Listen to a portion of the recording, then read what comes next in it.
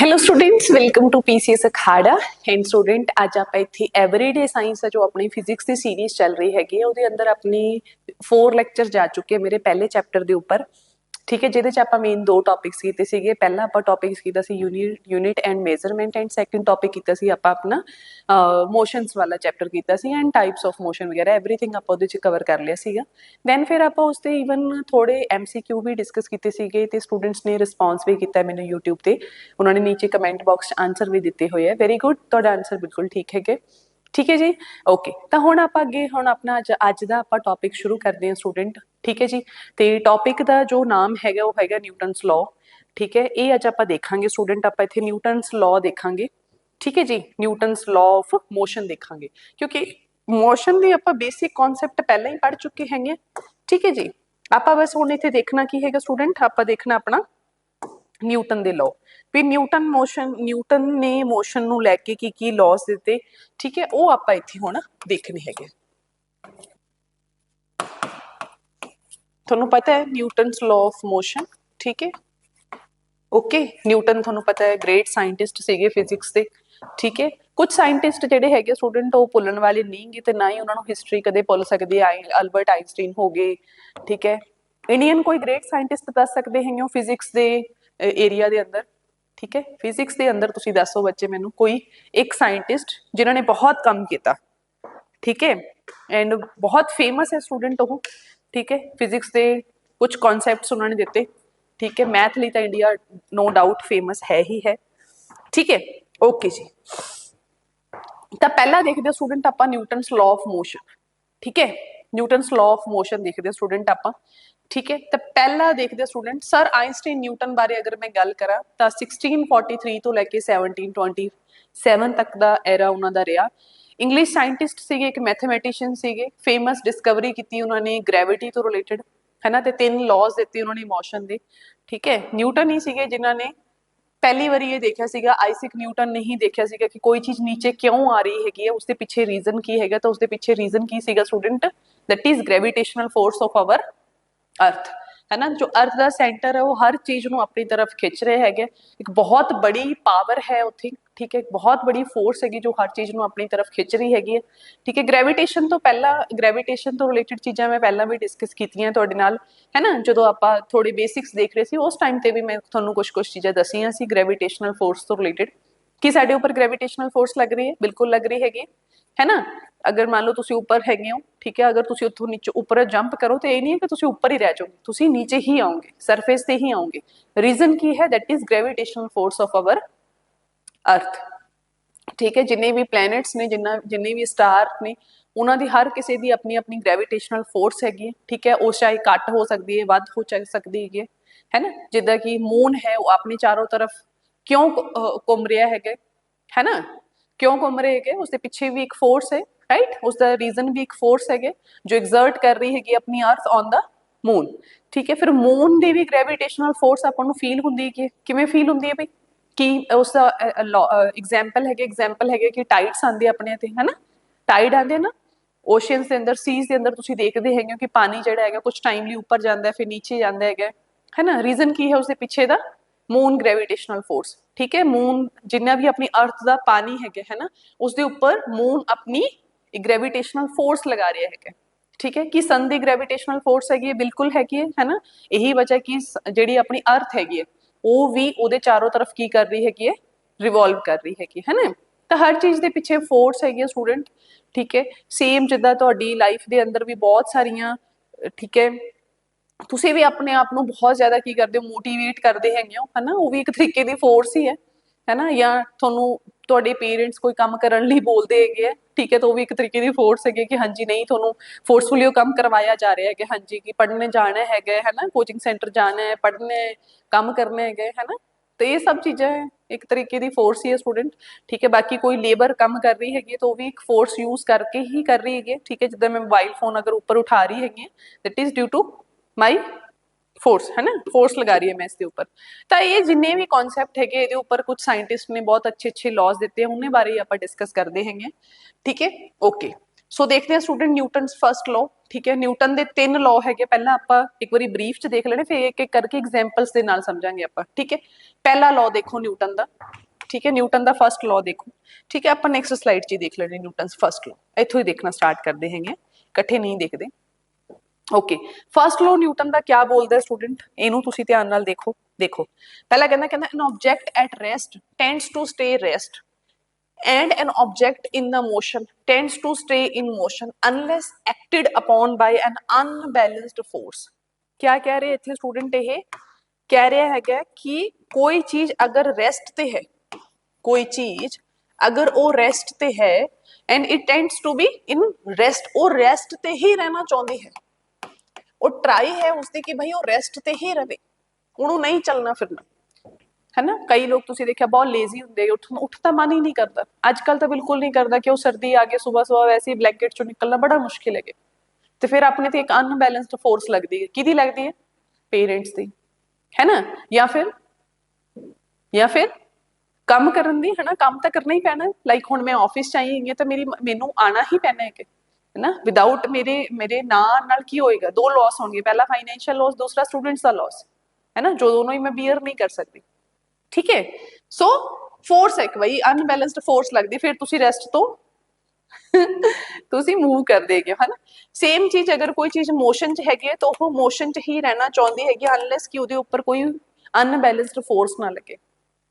इसका मैं एक एग्जांपल दिनी है, मान लो तुसी एक बहुत ही स्मूथ सरफेस है, बहुत ही ज्यादा स्मूथ सरफेस है, ठीक है, ਉਹਦੇ अगर ऊपर तुसी बॉल फेंक दो तो तुसी देखोगे कि बहुत दूर तक जाएगी बिना रुके, ठीक है, बिना रुके वो जा ही रही अगे तक, ठीक है। अगर फ्रिक्शन ना हो, अगर मान लो फ्रिक्शन बिल्कुल ही खत्म हो जाए तो होएगा कि स्टूडेंट, अगर मान लो अपनी फ्रिक्शन जी फोर्स हैगी है अपनी, ठीक है, वो अगर बिल्कुल ना लगे किसी चीज के ऊपर तो होएगा कि जो चीज अपनी अर्थ के ऊपर मूव कर रही हो मूव ही करती रहेगी सरफेस से। बट तुसी देखो कि अगर कोई बॉल है इसनू जो तुसी किक करते हैगे हो, जो तुसी इसनू किक करते हो तुसी देखते हो कि थोड़ा टाइम बाद बॉल जी हैगी एक जगह ते आगे जाके रुक जाती है। उसके पीछे की है क्योंकि उसके ऊपर भी फोर्स लग रही है, कि फोर्स फ्रिक्शन फोर्स लग रही है उसके ऊपर, है ना, फ्रिक्शन लग रहा है जिहदी वजह नाल वो रुक रही है।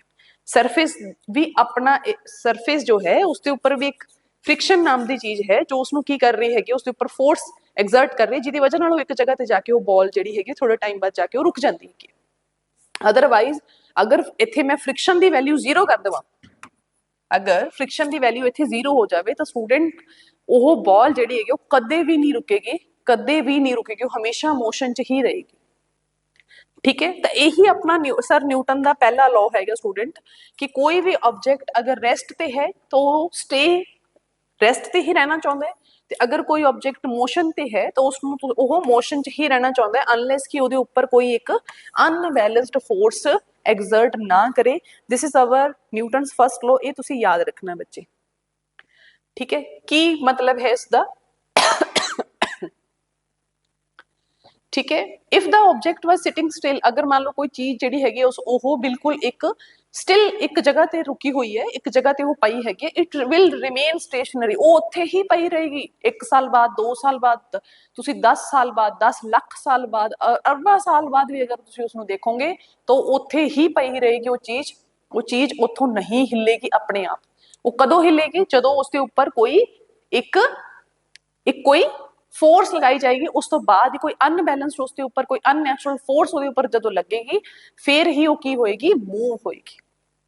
ते अगर कोई चीज मूव कर रही है उसकी एक वेलोसिटी है तो हमेशा मूव करती रहेगी, चाहे तुसी अज देखो चाहे फिर तुसी लाख साल बाद देखो चाहे फिर तुसी 10 साल बाद देखो, वो हमेशा मूव करती रहेगी जदों तक कि उसके ऊपर कोई अनबैलेंस्ड फोर्स नहीं लगेगी, उस टाइम तो पहला वो नहीं रुकेगी। जिदा एक अगर अपनी अर्थ जी हैगी वो रोटेट कर रही है तो रोटेट ही करती रहेगी अनलेस अंटिल की कोई एक एवें दी फोर्स बहुत बड़ी फोर्स उसनू आके रोक ना देवे, ठीक है। ओके, उन्ना टाइम अपनी अर्थ जी हैगी रुकना रुकेगी नहीं, हमेशा रिवॉल्व करती ही रहेगी, ठीक है। ओके, ठीक है जी, ओके, ते सेम वेलोसिटी नाल मूव करती रहेगी।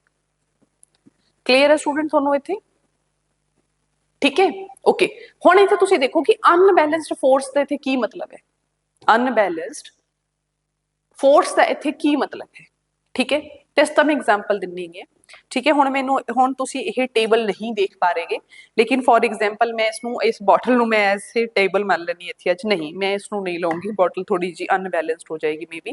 ਫॉर ਐਗਜ਼ਾਮਪਲ ਇਹ ਆਪਣੇ ਕੋਲ ਇੱਕ ਟੇਬਲ ਹੈਗਾ, ਇਸ ਨੂੰ ਟੇਬਲ ਮੰਨ ਕੇ ਚੱਲੋ ਕਿ ਟੇਬਲ ਹੈ, ਇਹਦੇ ਉੱਪਰ ਮੈਂ ਫੋਨ ਰੱਖਿਆ ਹੈ, ਜਾਂ ਮੰਨ ਲਓ ਇਹਦੇ ਉੱਪਰ ਮੈਂ ਕੋਈ ਬੁੱਕ ਰੱਖੀ ਹੈ।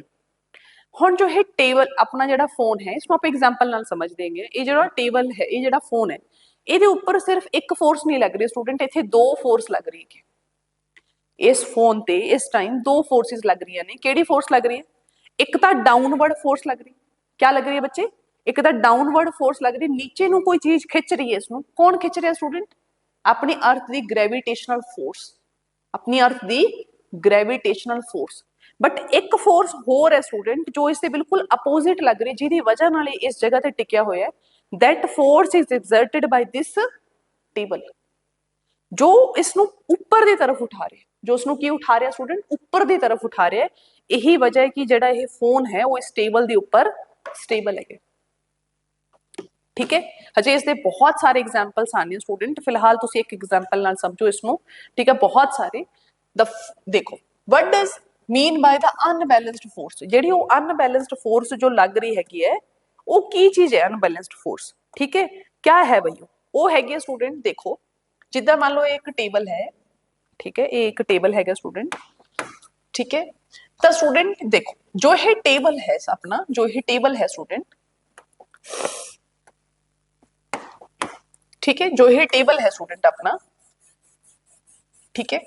हुण तुसीं देखो इहदे उपर जो बुक पई हुई है, जो इसके उपर बुक पई है फिजिक्स की, इसके उपर दो फोर्सेस लग रही है।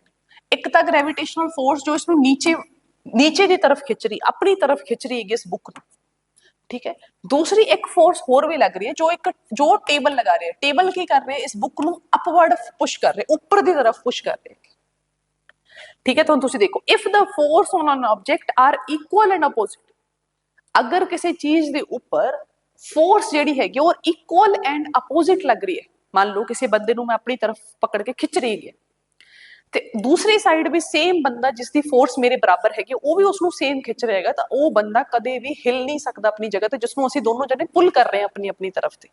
तो हुण वो बंदा की हो जाएगा? बिल्कुल कांस्टेंट हो जाएगा, स्टेबल रहेगा।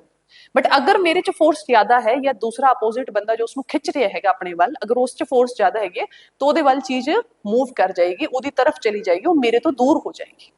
समझ रहे हो गल? हुण समझो इत्थे कहंदा, if the force of an object are equal and opposite, they are said to be balanced. तो हमेशा की रहेगी स्टूडेंट? बैलेंस्ड रहेगी। And the object experience no changes in the motion if they are not equal.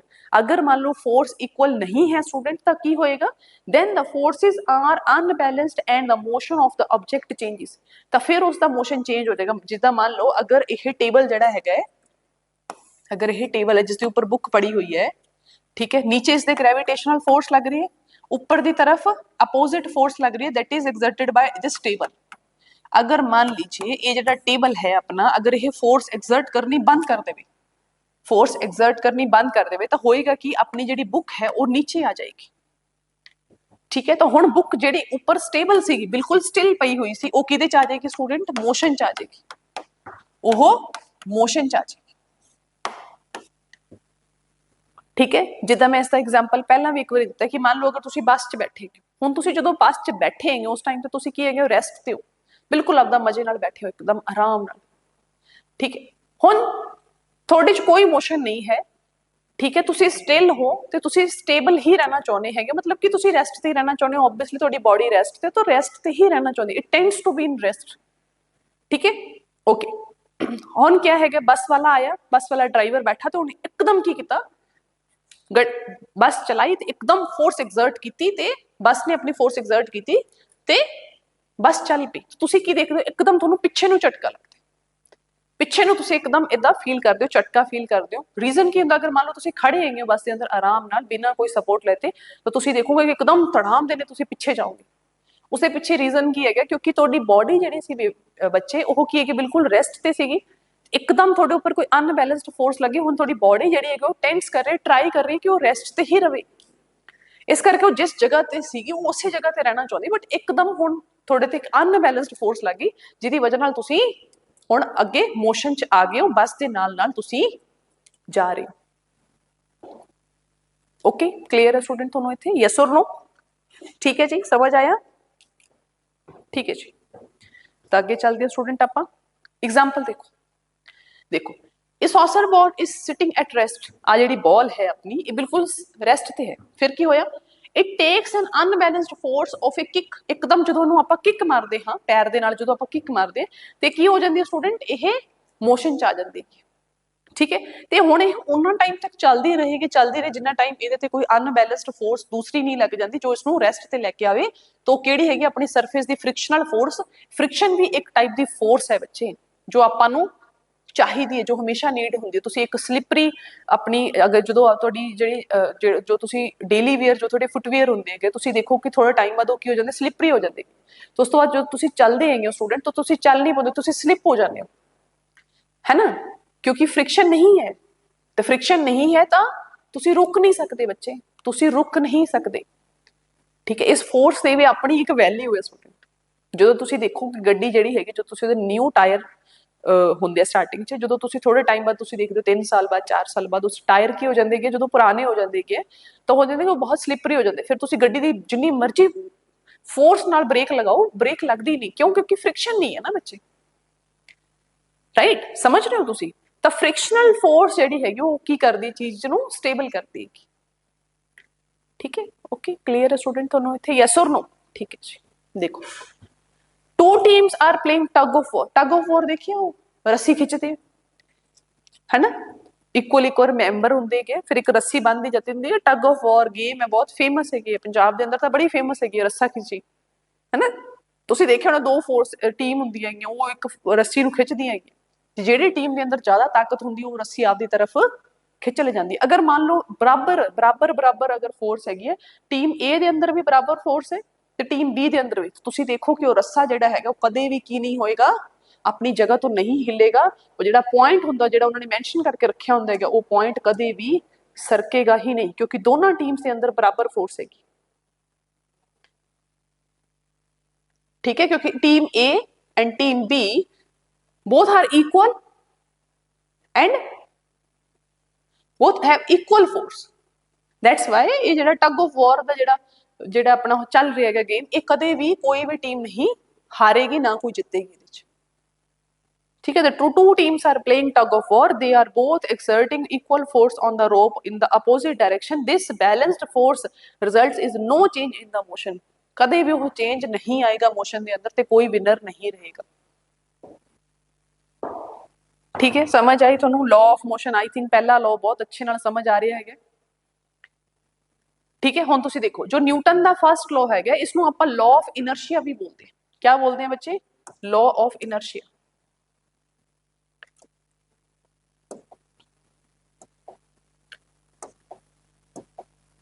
ठीक है क्या बोलते हैं बच्चे इसनू लॉ ऑफ इनर्शिया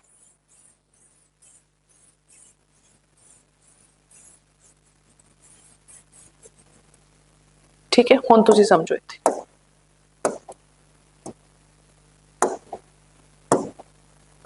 हुण तुसीं देखो लॉ ऑफ इनर्शिया इसनू आपां की बोलते हैं होर दूसरा न्यूटन का जिहड़ा पहला लॉ हैगा तुसीं देखोगे पेपरां दे अंदर हमेशा तुहानूं यही पूछा जाएगा what is law of inertia ठीक है सो देखो इनर्शिया इनर्शिया वर्ड का मतलब होता है tendency of an object to resist the चीज ठीक है tendency of object to resist the चीज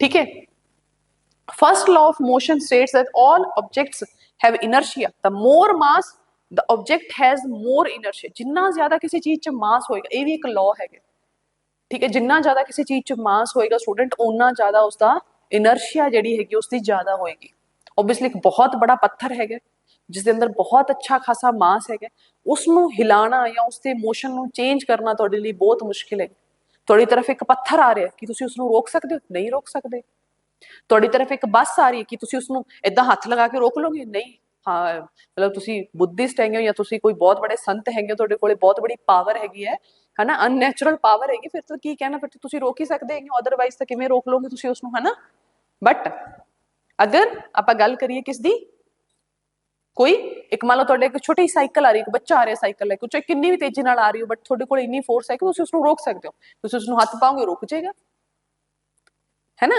या थोड़ी तरफ एक कोई टॉय आ रहा है कि टॉय ਨੂੰ रोकना मुश्किल है, नहीं बिल्कुल नहीं है मुश्किल, ਤੁਸੀਂ ਆਰਾਮ ਨਾਲ ਉਸ ਨੂੰ ਰੋਕ ਸਕਦੇ ਹੋ, समझ आई। बट एक बस ਨੂੰ ਇੱਕ ਬਹੁਤ ਬੜੇ ਪੱਥਰ ਨੂੰ ਤੁਸੀਂ ਨਹੀਂ ਰੋਕ ਸਕਦੇ। ਰੀਜ਼ਨ ਕਿਉਂਕਿ ਉਸ ਦੇ ਅੰਦਰ ਜਿੰਨਾ ਜ਼ਿਆਦਾ ਮਾਸ ਹੈ ਉਨਾ ਜ਼ਿਆਦਾ ਇਨਰਸ਼ੀਆ ਹੈ, ਠੀਕ ਹੈ, ਉਨਾ ਹੀ ਉਸਦਾ ਇਨਰਸ਼ੀਆ ਜ਼ਿਆਦਾ ਹੋਏਗਾ। ਠੀਕ ਹੈ, ਇੱਕ ਮੰਨ ਲਓ ਇੱਥੇ ਇੱਕ ਟੇਬਲ ਪਈ ਹੈ, ਇਸ ਨੂੰ ਤੁਸੀਂ ਬੜੀ ਆਸਾਨੀ ਨਾਲ ਹਿਲਾ ਸਕਦੇ ਹੋ, ਇੱਧਰ ਉੱਧਰ ਤੁਸੀਂ ਉਸ ਨੂੰ ਮੂਵ ਕਰ ਸਕਦੇ ਹੋ। ਇਹੀ ਮੈਂ ਇੱਥੇ ਲਿਆ ਕੇ ਇੱਕ ਟਰੱਕ ਖੜਾ ਕਰਦਾ ਕਿ ਉਸ ਨੂੰ ਤੁਸੀਂ ਹੱਥ ਨਾਲ ਇਸ ਤਰੀਕੇ ਨਾਲ ਉਸ ਨੂੰ ਪੁਸ਼ ਕਰ ਦੋਗੇ, ਨਹੀਂ ਕਰ ਸਕਦੇ। ਰੀਜ਼ਨ ਕਿਉਂਕਿ ਵੀ ਮਾਸ ਬਹੁਤ ਜ਼ਿਆਦਾ ਹੈ, ਤੇ ਜਿੰਨਾ ਜ਼ਿਆਦਾ ਮਾਸ ਹੋਏਗਾ ਉਨਾ ਹੀ ਜ਼ਿਆਦਾ ਇਨਰਸ਼ੀਆ ਉਹਦੇ ਚ ਜ਼ਿਆਦਾ ਹੋਏਗਾ। ਠੀਕ ਹੈ, ਓਕੇ, ਠੀਕ ਹੈ। ਹੁਣ ਤੁਸੀਂ ਦੇਖੋ ਇਸ ਦਾ ਜੋ एग्जाम पॉइंट ऑफ व्यू तो किदा एग्जाम्पल्स आते हैं, ਤੁਹਾਨੂੰ मैं एक बेस्ट एग्जाम्पल दिनी कि ਤੁਹਾਨੂੰ सीट बेल्ट लाने की की जरूरत है। ਤੁਸੀਂ ਮੈਨੂੰ ਦੱਸੋ कि सीट बेल्ट लगाने की की जरूरत है? हाँ, क्यों जरूरी है अपने लिए सीट बेल्ट, क्यों एक सेफ्टी कंसर्न है, उसके अपने चलान भी होंगे है ना, की जरूरत हैगी है, की इसके पीछे लॉजिक है, क्या लॉजिक है बई दसो। तो समझो स्टूडेंट, तुसी इस चीज ਨੂੰ समझो, देखो क्या है। Don't let this by be you wear seat belt, क्यों? Because of inertia. इसके पीछे भी रीजन की है बच्चे, इनर्शिया रीजन है इसके पीछे। किवें? Including you resist changes in their motion when the car going 80 km/h is stopped by a brick wall, your body keeps moving at 80 km/h। ਜਿੱਦਾਂ ਮੰਨ ਲਓ ਤੁਸੀਂ ਗੱਡੀ ਦੇ ਅੰਦਰ ਬੈਠੇ ਹੋ, ਗੱਡੀ ਚਲਾ ਰਹੇ ਹੋ, ਤੁਹਾਡੀ ਸਪੀਡ ਹੈ 80 ਕਿਲੋਮੀਟਰ, ਤੁਹਾਡਾ ਜਿਹੜਾ ਸਪੀਡੋਮੀਟਰ ਹੈ ਉਹ ਤੁਹਾਡੀ ਸਪੀਡ ਕਿੰਨੀ ਦਿਖਾ ਰਿਹਾ 80। ਇਹਦਾ ਮਤਲਬ ਕੀ ਹੈ ਸਟੂਡੈਂਟ ਕਿ ਤੁਸੀਂ 80 ਦੀ ਸਪੀਡ ਨਾਲ, 80 km/h ਦੀ ਸਪੀਡ ਨਾਲ ਤੁਹਾਡੀ ਬੋਡੀ ਵੀ ਮੂਵ ਕਰ ਰਹੀ ਹੈ ਗੱਡੀ ਦੇ ਨਾਲ ਨਾਲ। ਆਲਦੋ ਤੁਹਾਨੂੰ ਫੀਲ ਨਹੀਂ ਹੁੰਦਾ ਬੈਠ ਕੇ ਉਹਦੇ ਅੰਦਰ, ਹੈ ਨਾ, ਬਟ ਤੁਹਾਡੀ ਜਿਹੜਾ ਮੋਸ਼ਨ ਹੈ ਉਸ ਟਾਈਮ ਤੇ ਜਦੋਂ ਤੁਸੀਂ ਰਨਿੰਗ ਕਰਦੇ ਹੈਗੇ ਹੋ ਤਾਂ ਰਨਿੰਗ ਹੋ ਸਕਦਾ ਕਿ ਤੁਸੀਂ 3 km/h ਦੇ ਹਿਸਾਬ ਨਾਲ ਕਰ ਰਹੇ ਹੋਗੇ, 5 ਕਿਲੋਮੀਟਰ ਜਾਂ 10 ਕਿਲੋਮੀਟਰ ਦੇ ਹਿਸਾਬ ਨਾਲ, ਬਟ ਜਦੋਂ ਤੁਸੀਂ ਗੱਡੀ 'ਚ ਬੈਠੇ ਹੋ, ਅਗਰ ਉਸਦੀ ਸਪੀਡ 80 ਹੈ ਤਾਂ ਤੁਹਾਡੀ ਵੀ ਸਪੀਡ ਕਿੰਨੀ ਹੈਗੀ ਹੈ ਬੱਚੇ 80। ਹੁਣ ਜਦੋਂ ਸਟੂਡੈਂਟ ਇੱਕਦਮ ਮੰਨ ਲਓ ਬ੍ਰੇਕ ਲਗਾਈ, ਤੁਸੀਂ ਇੱਕਦਮ ਤੁਸੀਂ ਬ੍ਰੇਕ ਲਗਾਈ ਸਟੂਡੈਂਟ, ਤਾਂ ਹੁਣ ਤੁਹਾਡੀ ਬੋਡੀ ਕੀ ਹੈਗੀ, ਤੁਹਾਡੀ ਬੋਡੀ ਇੱਕ ਸਪੀਡ 'ਚ ਹੈ, ਤੁਹਾਡੀ ਇੱਕ ਬੋਡੀ ਮੋਸ਼ਨ 'ਚ ਹੈਗੀ 80 km/h ਦੇ ਹਿਸਾਬ ਨਾਲ, ਤੁਹਾਡੀ ਬੋਡੀ 80 ਕਿਲੋਮੀਟਰ ਦੇ ਤੁਹਾਡੀ ਸਪੀਡ ਹੈਗੀ ਸਟੂਡੈਂਟ, 80 ਦੀ ਸਪੀਡ ਹੈ ਤੁਹਾਡੀ, ਤੁਹਾਡੀ ਬੋਡੀ ਦੀ ਵੀ ਸਪੀਡ 80 ਹੈ। ਇੱਕਦਮ ਜਦੋਂ ਕੋਈ ਅਨਬੈਲੈਂਸਡ ਫੋਰਸ ਤੁਹਾਡੇ ਅੱਗੇ ਲੱਗੇਗੀ, ਮਤਲਬ ਕਿ ਜਦੋਂ ਤੁਸੀਂ ਬ੍ਰੇਕ ਲਗਾਓਗੇ ਤੇ ਇੱਕ ਅਨਬੈਲੈਂਸਡ ਫੋਰਸ ਲਗਾਈ ਤੁਸੀਂ ਆਪਣੇ ਉੱਪਰ, ਤਾਂ ਤੁਹਾਡੀ ਬੋਡੀ ਜਿਹੜੀ ਹੈ ਉਹ ਇੰਨੀ ਜਲਦੀ ਆਪਣੇ ਆਪ ਨੂੰ ਰੋਕ ਨਹੀਂ ਸਕਦੀ, ਕਿਉਂਕਿ ਉਹ ਮੋਸ਼ਨ 'ਚ ਹੈਗੀ ਹੈ। तो न्यूटन का लॉ की कहता है कि जो चीज मोशन च मोशन च ही रहना चाहती है, और रेजिस्ट करेगी इस चेंज ਨੂੰ। तो ਜਦੋਂ रेजिस्ट करेगी चेंज तो थोड़ी बॉडी की होएगी ਅੱਗੇ ਨੂੰ ਜਾਏਗੀ। ਹੁਣ ਗੱਡੀ ਨੂੰ ਤਾਂ ਤੁਸੀਂ ਬ੍ਰੇਕ ਲਗਾ ਲਈ, ਬਟ ਆਪਣੇ ਆਪ ਨੂੰ ਥੋੜੀ ਸੀ ਬ੍ਰੇਕ ਲਗਾ ਸਕਦੇ, ਤਾਂ ਤੁਸੀਂ ਗੱਡੀ ਚੋਂ ਨਿਕਲ ਕੇ ਅੱਗੇ ਡਿੱਗ ਪੋਗੇ। ਜਾਂ ਬਾਈਕ ਤੇ ਹੋ ਤਾਂ ਬਾਈਕ ਤੇ ਤੁਸੀਂ ਅੱਗੇ ਚਲੇ ਜਾਓਗੇ, ਬਾਈਕ ਤੇ ਤੁਸੀਂ ਬ੍ਰੇਕ ਲਗਾਤੀ ਲੇਕਿਨ ਤੁਹਾਡੀ ਜਿਹੜੀ ਬੋਡੀ ਹੈ ਉਹ ਉਛਲ ਕੇ ਅੱਗੇ ਚਲੀ ਜਾਏਗੀ। तो यही वजह होंगी कि स्टूडेंट जो तुसी गड्डी च बैठे हो तो तुसी सीट बेल्ट लगाओ, क्योंकि सीट बेल्ट जिहड़ी हैगी वो एक सेफ्टी इत्थे सेफ्टी का काम करदी है, क्योंकि सीट बेल्ट जिहड़ी हैगी वो भी थोड़े ते एक फोर्स लगाएगी जिहदी वजह नाल तुसी उत्थे ही स्टक हो जाओगे, ठीक है, तुसी अगे नहीं जा पाओगे। बट अगर तुसी सीट बेल्ट नहीं लगाई तो थोड़ा पूरा जिहड़ा फेस है अगे चल के डैशबोर्ड ते लगेगा, जिहदी वजह नाल या तो थोड़ा बहुत हैवी नुकसान हो सकता है थोड़ी बॉडी का, ठीक है, इंजरी हो सकती है, हैवी इंजरी हो सकती है हैड ते, ठीक है, या ओवरऑल बॉडी ते, ठीक है जी, okay. So that's why you need a seat belt, you have to wear seat belt during travel, ठीक है। तो यह है न्यूटन का पहला लॉ जिहदे बेस ते सीट बेल्ट बनाई गई, अदरवाइज सीट बेल्ट का इन्वेंशन कदे नहीं होना सीगा अगर न्यूटन जी पहला लॉ ना दिंदे। तो समझ आ गया बच्चे, यस और नो? क्लियर है जी, ठीक है बच्चे,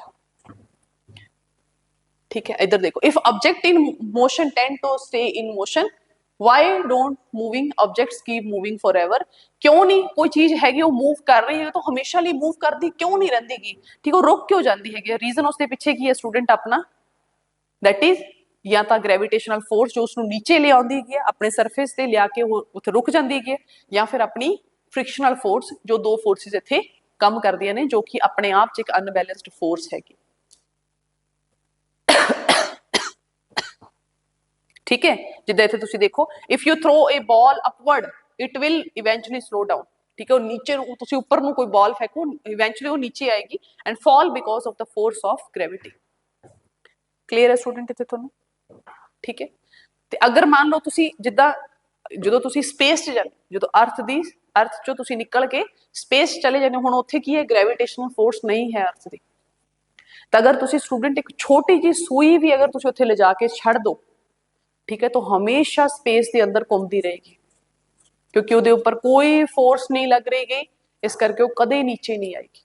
ਤਾਂ ਲੱਖਾਂ ਕਰੋੜਾਂ ਸਾਲ ਬਾਅਦ ਜਾ ਕੇ ਵੀ ਅਗਰ ਤੁਸੀਂ ਉਸ ਨੂੰ ਦੇਖੋਗੇ ਤਾਂ ਤੁਸੀਂ ਦੇਖੋਗੇ ਕਿ ਉਹ ਜਿਹੜੀ ਸੂਈ ਹੈ ਜਿਸ ਨੂੰ ਤੁਸੀਂ ਸਪੇਸ 'ਚ ਛੱਡ ਕੇ ਆਏ ਸੀਗੇ, ਉਹ ਹਮੇਸ਼ਾ ਸਪੇਸ 'ਚ ਹੀ ਘੁੰਮਦੀ ਰਹੇਗੀ ਕਿਉਂਕਿ ਉਹਦੇ ਉੱਪਰ ਕੋਈ ਅਨਬੈਲੈਂਸਡ ਫੋਰਸ ਨਹੀਂ ਲੱਗ ਰਹੀ। ਤਾਂ ਇੱਥੇ ਲਿਖਿਆ ਹੋਇਆ ਇਨ ਆਊਟਰ ਸਪੇਸ ਅਵੇ ਫਰੋਮ ਦਾ ਗ੍ਰੈਵਿਟੀ, ਜਦੋਂ ਤੁਸੀਂ ਗ੍ਰੈਵਿਟੀ ਤੋਂ ਬਾਹਰ ਹੋ ਜਾਂਦੇ ਹੋ ਅਰਥ ਦੀ, ਤਾਂ ਕੋਈ ਅਨਬੈਲੈਂਸਡ ਫੋਰਸ ਨਹੀਂ ਹੈ, ਐਨੀ ਸੋਰਸ ਆਫ ਫ੍ਰਿਕਸ਼ਨ ਨਹੀਂ ਹੈ ਕੋਈ, ਕਿਉਂਕਿ ਉੱਥੇ ਫ੍ਰਿਕਸ਼ਨ ਵੀ ਨਹੀਂਗਾ, है ना, अर्थ की सरफेस से फ्रिक्शन है।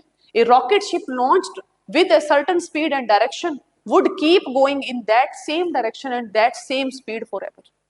कि अगर मान लो ਤੁਸੀਂ ਕੋਈ ਤੁਸੀਂ ਦੇਖਿਆ ਹੋਣਾ ਕਿ ਅਰਥ ਦੇ ਬਾਹਰ ਲੈ ਜਾ ਕੇ ਜਦੋਂ ਆਪਾਂ ਕੋਈ ਸੈਟੇਲਾਈਟ ਛੱਡ ਦਿੰਨੇ ਹੈਗੇ,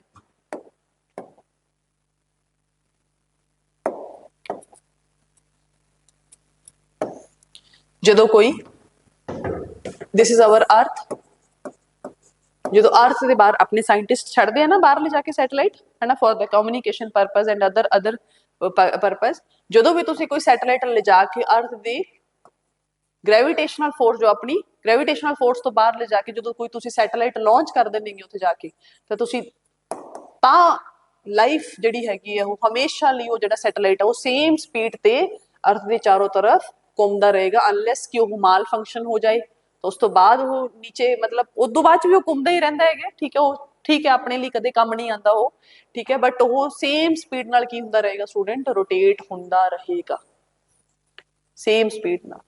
ਲੱਖਾਂ ਕਰੋੜਾਂ ਸਾਲ ਬਾਅਦ ਵੀ ਤੁਸੀਂ ਜਾ ਕੇ ਦੇਖੋਗੇ ਤਾਂ ਸੇਮ ਸਪੇਸ ਕ੍ਰਾਫਟ ਉੱਥੇ ਘੁੰਮ ਰਿਹਾ ਹੋਏਗਾ, ਠੀਕ ਹੈ। ਹੋ ਸਕਦਾ ਹੈ ਕਿ ਉਹ ਮਾਲ ਫੰਕਸ਼ਨ ਹੋ ਗਿਆ ਜਾਂ ਕਿਵੇਂ ਵੀ ਆਪਣੇ ਨਾਲ ਅਗਰ ਨੈਟਵਰਕ ਟੁੱਟ ਗਿਆ ਤਾਂ ਹਮੇਸ਼ਾ ਦੇ ਲਈ ਉਹ ਸਪੇਸ 'ਚ ਰਹਿ ਜਾਏਗਾ, ठीक है। जो ਆਪਾਂ ਐਡਵਾਂਸ ਸਾਇੰਸ ਪੜਾਂਗੇ ਤਾਂ ਉੱਥੇ ਮੈਂ ਤੁਹਾਨੂੰ ਇੱਕ ਕਨਸੈਪਟ ਪੜਾਉਂਗੀ ਦੈਟ ਇਜ਼ ਸਪੇਸ ਡੈਬਰਿਸ, ਯਾਦ ਰੱਖਣਾ ਸਪੇਸ ਡੈਬਰਿਸ, ਕਿ ਆਪਾਂ ਬਾਹਰ ਵੀ ਧਰਤੀ ਤੇ ਤਾਂ ਬਹੁਤ ਜ਼ਿਆਦਾ ਕਚਰਾ ਕੀਤਾ ਹੀ ਸੀ ਆਪਾਂ, ਲੈਂਡ ਦੇ ਉੱਪਰ ਤਾਂ ਲੈਂਡ ਦੇ ਅੰਦਰ ਸੀ ਦੇ ਅੰਦਰ ਕਚਰਾ ਕਰਨ 'ਚ ਕੋਈ ਕਸਰ ਨਹੀਂ ਛੱਡੀ ਆਪਾਂ, ਹੁਣ ਆਪਾਂ ਆਪਣੀ ਅਰਥ ਤੋਂ ਬਾਹਰ ਸਪੇਸ ਦੇ ਅੰਦਰ ਵੀ ਬਹੁਤ ਕੂੜਾ ਕਰਕਟ ਇਕੱਠਾ ਹੋ ਗਿਆ ਉੱਥੇ ਆਪਣਾ, ਰੀਜ਼ਨ ਕਿਉਂਕਿ ਬਈ ਉੱਥੇ ਸਫਾਈ ਕਰਨ ਵਾਲਾ ਕੋਈ ਨਹੀਂ ਗਾ, ਠੀਕ ਹੈ। ਜੋ ਚੀਜ਼ ਉੱਥੇ ਅੱਜ ਤੋਂ 200 ਈਅਰਸ ਪਹਿਲਾਂ ਜਾਂ 100 ਈਅਰਸ ਪਹਿਲਾਂ ਵੀ ਅਗਰ ਕੋਈ ਸਪੇਸ ਕ੍ਰਾਫਟ ਆਪਾਂ ਉੱਥੇ ਭੇਜਿਆ ਸੀ ਉਹ ਉੱਥੇ ਹੀ ਪਿਆ ਹੈਗਾ, ਉੱਥੇ ਹੀ ਉਹ ਘੁੰਮ ਰਿਹਾ ਹੈਗਾ, ਰੀਜ਼ਨ ਕਿਉਂਕਿ ਉਸ ਦੇ ਉੱਪਰ ਕੋਈ ਅਨਬੈਲੈਂਸਡ ਫੋਰਸ ਤਾਂ ਲੱਗ ਨਹੀਂ ਰਹੀ ਜਾਂ ਅਰਥ ਉਸ ਨੂੰ ਆਪਣੀ ਤਰਫ ਖਿੱਚ ਨਹੀਂ ਰਹੀਗੀ, ਠੀਕ ਹੈ, ਤਾਂ ਉਹ ਇੱਕ ਤਰੀਕੇ ਨਾਲ ਉਹ ਸਪੇਸ ਡੈਬਰਿਸ ਬਣ ਕੇ ਹੀ ਰਹਿ ਗਿਆ ਹੈਗਾ, ਠੀਕ ਹੈ, ਜੋ ਕਿ ਆਉਣ ਵਾਲੇ ਟਾਈਮ ਲਈ ਆਪਣੇ ਲਈ ਨੁਕਸਾਨ ਹੋ ਸਕਦਾ ਹੈਗਾ, ਠੀਕ ਹੈ, ਓਕੇ।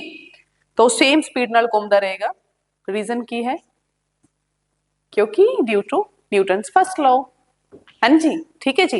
एंड आई होप कि ਤੁਹਾਨੂੰ ਨਿਊਟਨ ਦਾ ਪਹਿਲਾ ਲਾਅ ਅੱਛੇ ਤਰੀਕੇ ਨਾਲ ਸਮਝ ਆ ਗਿਆ ਹੋਵੇਗਾ, ਆਪਾਂ ਬਹੁਤ ਅੱਛੇ ਤਰੀਕੇ ਨਾਲ ਡਿਟੇਲ ਚ ਇਹਨੂੰ ਪੜ੍ਹਿਆ ਹੈਗਾ, ਠੀਕ ਹੈ ਸਟੂਡੈਂਟ, ਓਕੇ ਜੀ, ਠੀਕ ਹੈ ਸਟੂਡੈਂਟ। ਤੇ ਇਹਦੇ ਨਾਲ ਹੀ ਪੀਸੀਐਸ ਦੀ ਟੈਸਟ ਸੀਰੀਜ਼ ਪਲੱਸ ਸਾਡਾ ਬੈਚ ਦੋਨੋਂ ਚੀਜ਼ਾਂ ਚੱਲ ਹੀ ਰਹੀਆਂ, ਯੂ ਨੋ ਦੈਟ, ਠੀਕ ਹੈ, ਤੁਸੀਂ ਜੁਆਇਨ ਕਰ ਸਕਦੇ ਹੈਗੇ ਹੋ, ਲਿੰਕ ਤੁਹਾਨੂੰ ਡਿਸਕ੍ਰਿਪਸ਼ਨ ਬਾਕਸ 'ਚ ਮਿਲ ਜਾਏਗਾ, ਠੀਕ ਹੈ ਸਟੂਡੈਂਟ। ਫਿਰ ਆਪਾਂ ਇੱਥੇ ਕਲਾਸ ਕਰਦੇ ਹਾਂ ਓਵਰ, ਕੱਲ ਆਪਾਂ ਕੰਟੀਨਿਊ ਕਰਾਂਗੇ, thank you, have a nice day.